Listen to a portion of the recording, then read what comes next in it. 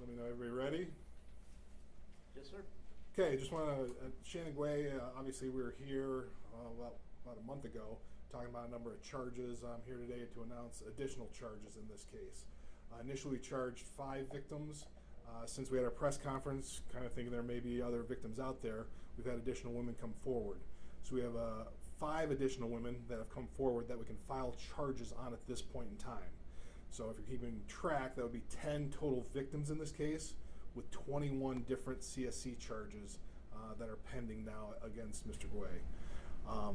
In addition to that, we've had 3 other victims come forward on top of that we cannot charge. We cannot charge those individuals due to statute of limitations issues. Basically what we have now with these new charges are 5 counts of criminal sexual conduct in the first degree and 1 count of kidnapping. Those are all life offenses in which there's essentially no statute of limitations. The ones we cannot charge are involving criminal sexual conduct in the second degree charges. Those are a maximum penalty of 15 years, but those have issues regarding the statute of limitations because under Michigan law, the statute of limitations is 15 years or 28 years old is when it runs out, and the victims we have are older than that, and the charges are older than 15 years, so we're unable to move forward. However, saying that, I think it is beneficial, and hopefully we're doing this once again. I think there is the message that we can still, if there's more people out there, don't think, well, it's too old, we can't do anything. Those victims may be used in court to support the other victims.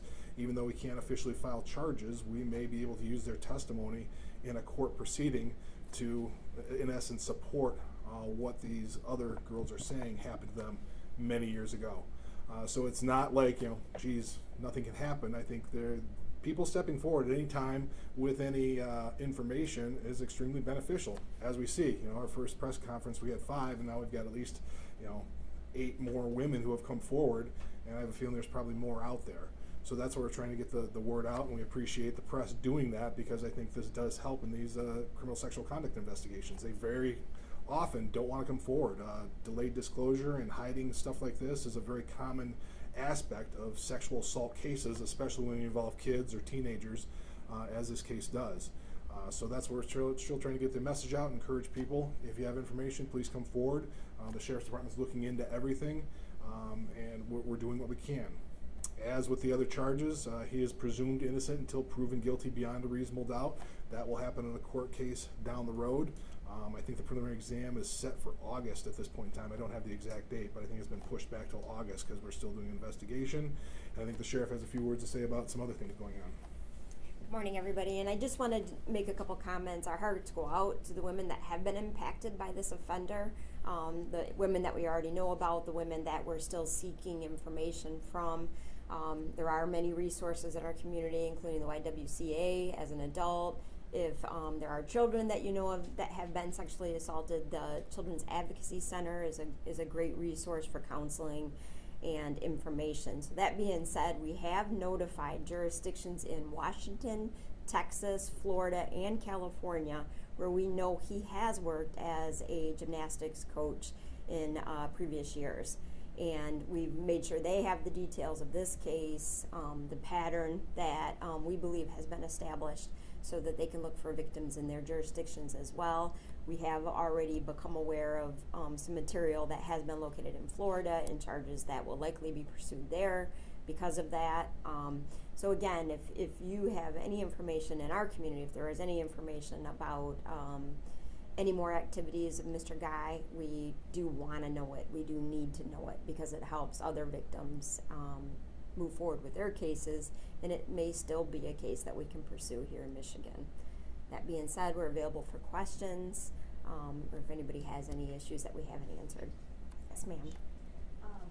So, Sheriff, you had just mentioned that charges will likely be pursued in Florida. Can you say where specifically in Florida charges may come? I don't. It's the Charlotte County Sheriff's Office that we have been working with on this case, which is where he was located at the time original charges were sought. Gotcha. I know it's ongoing, so I don't know.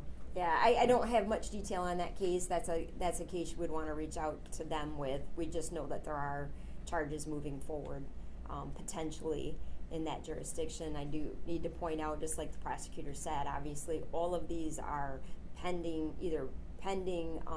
conviction or pending charge.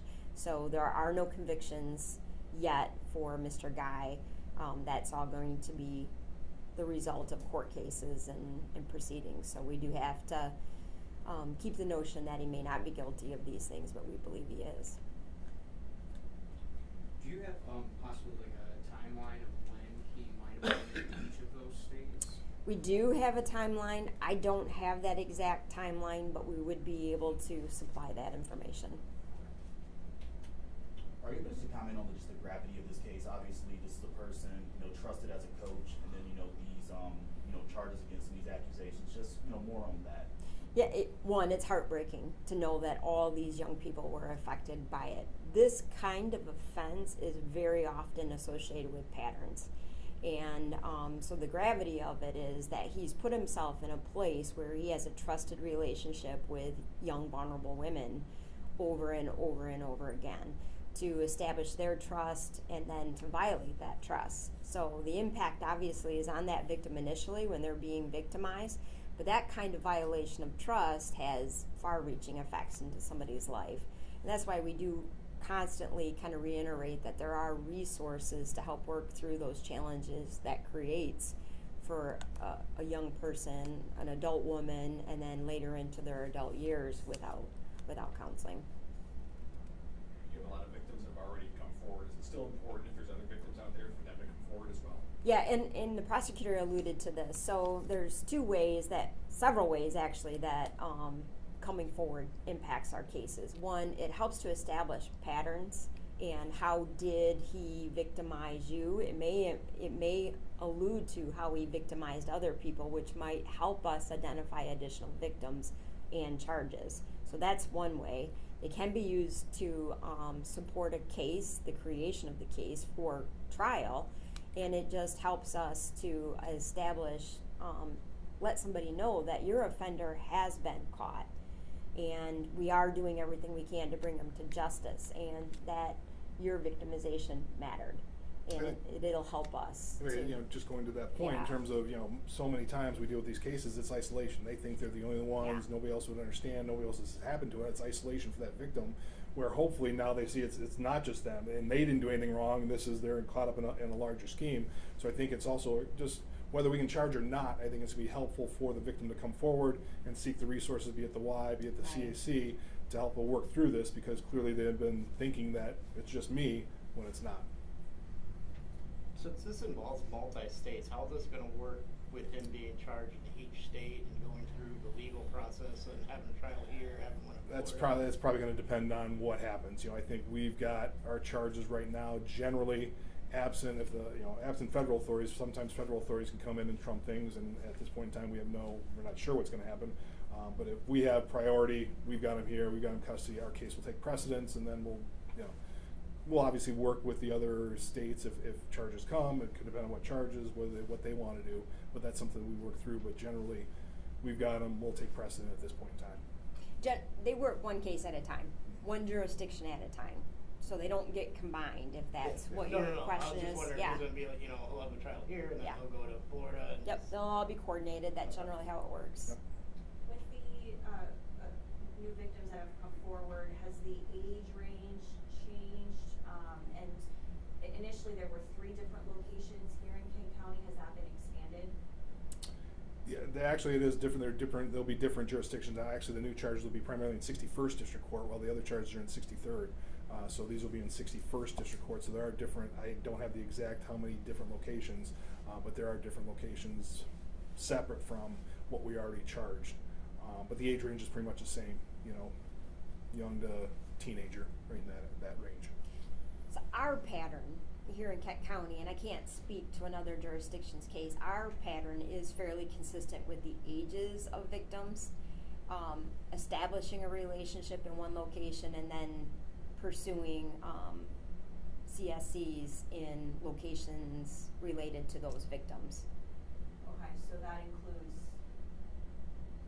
there was one business initially, right? Right. The former gymnastics location, and then 2 private residents? Yeah, so that has... we do not know of another business location at this point. So it is all around relationships established there, but then events that happen related to the victim. Yeah. After charges were first announced like a month ago, was it relatively quickly when the other victims came forward? Like after the first 5 victims came forward, was it relatively quick after the fact? Yeah, obviously within a month, so yeah, Yeah. it wasn't, it Yeah. didn't take a whole lot of time, because there's still investigations, so it wasn't like this, we just got these yesterday.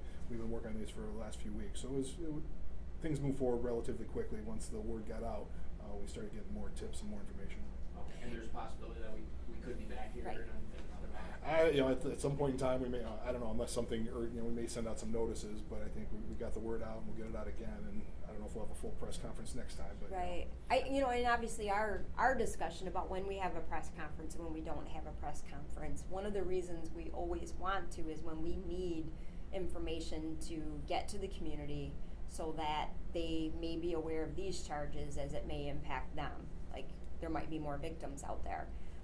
If we just have updates to a case, we'll generally do a press release for that, and so you would look for that. But we're counting on you to relay that this happened, this offender was working in our area, and we really want to make sure that people who have been impacted by this offender understand that he's being held responsible, we could use their help, but more importantly, if you were also a victim of this offender, there's resources for you, and we want you to come forward for that reason. Anything else?